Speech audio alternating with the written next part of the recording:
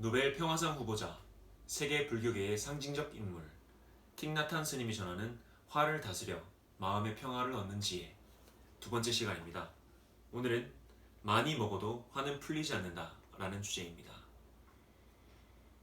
슬픔과 절망을 잊으려고 먹는 것을 도피처로 삼는 사람들이 있다. 과식은 소화계통에 장애를 일으킬 수 있고 그리하여 화를 일으킬 수 있다. 과식을 하면 에너지가 너무 많이 생산된다. 이 과도한 에너지를 제대로 처리하지 못하면 분노의 에너지, 섹스의 에너지, 폭력의 에너지로 변할 수 있다. 적게 먹을 때 우리는 제대로 먹을 수 있다. 우리가 매일 먹는 양의 절반만으로도 충분하다. 잘 먹기 위해서는 음식물을 15번쯤 차근차근 씹은 뒤에 삼켜야 한다. 그렇게 천천히 먹으면 음식이 입안에서 액체가 될 때까지 씹으면 창자에서 영양소가 훨씬 더 많이 흡수될 수 있다. 많이 먹기만 할 뿐 소화가 되지 않아서 애를 먹는 사람들을 생각해보라. 먹는다는 것 자체가 하나의 깊은 수련이다. 나는 음식을 한 입, 한 입 아주 천천히 즐기면서 먹는다. 그 음식을 자각하고 내가 지금 음식을 먹고 있다는 사실을 자각한다. 우리는 이런 행동을 수련을 통해 익힐 수 있다. 무엇보다도 음식을 즐기면서 아주 신중하게 씹어서 먹어야 한다. 그리고 이따금 쉬어가면서 같이 앉은 사람들과 얘기를 나누면 더욱 즐거워질 것이다. 증기 배출이 시작됩니다. 아무 근심 걱정도 하지 않고 편안한 마음으로 앉아서 천천히 음식을 의미하면 그 시간이 참으로 놀랍다는 기분이 들기도 한다. 자각적으로 음식을 먹을 때 우리는 화와 불안을 섭취하지 않게 된다. 더욱이 남이 정성스레 만든 음식이라면 그 즐거움은 더욱 커질 것이다.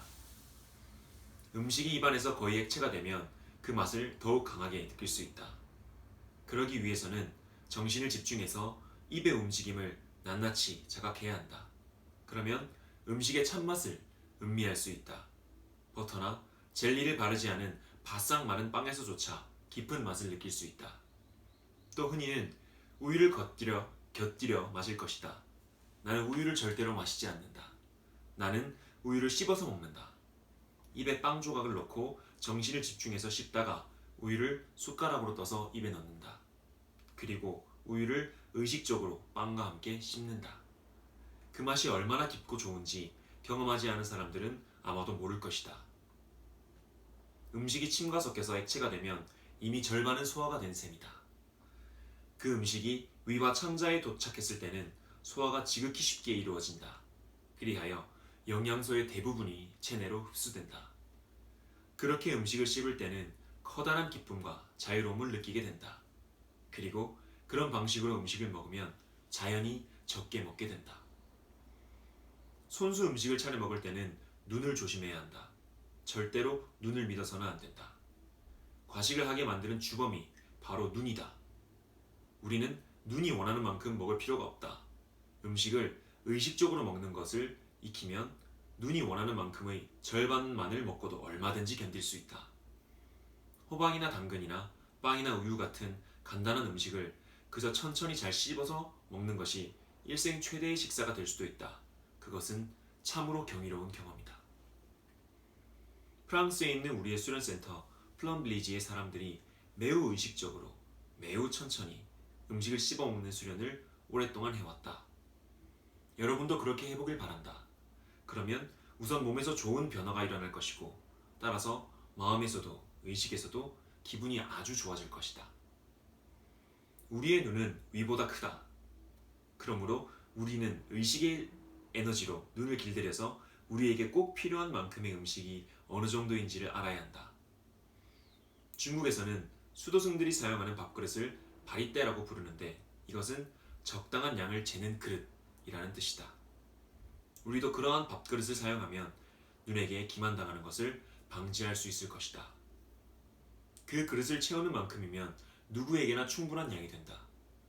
그와 같은 방식으로 음식을 먹으면 음식을 사는데 비용을 적게 쓰게 된다.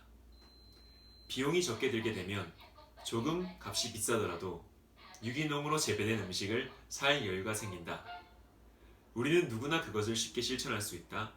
또한 그것은 유기농 재배로 생계를 꾸리고자 하는 농부들에게 커다란 도움을 주게 된다.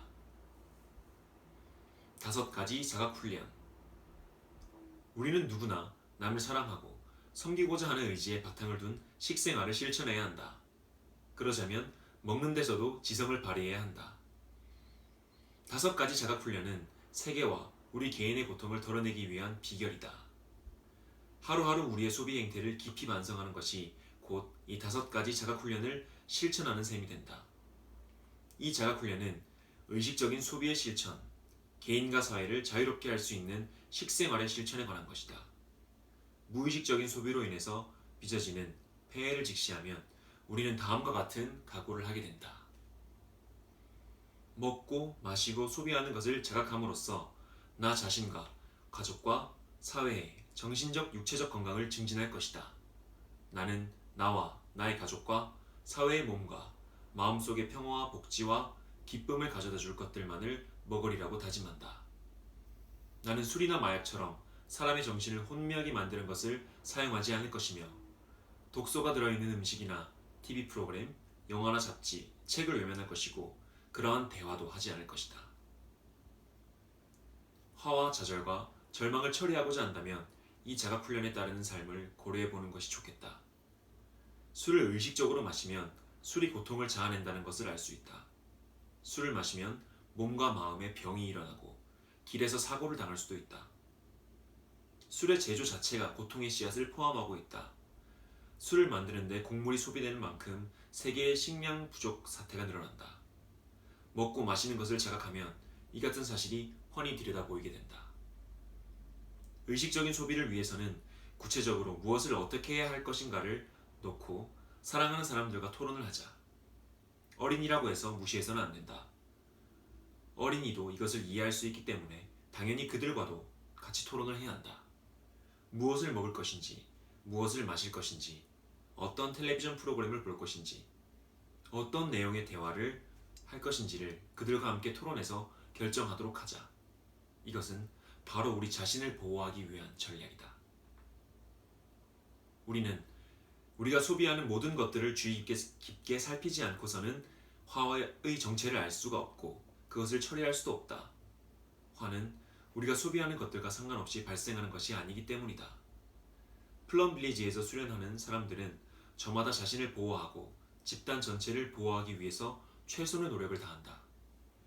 그들은 화와 좌절과 절망을 키우는 것을 절대로 소비하지 않는다.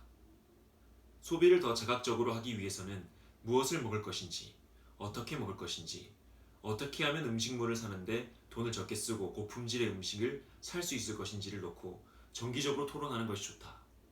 이것은 감각기관을 통해서 소비하는 것들에 대해서도 마찬가지다.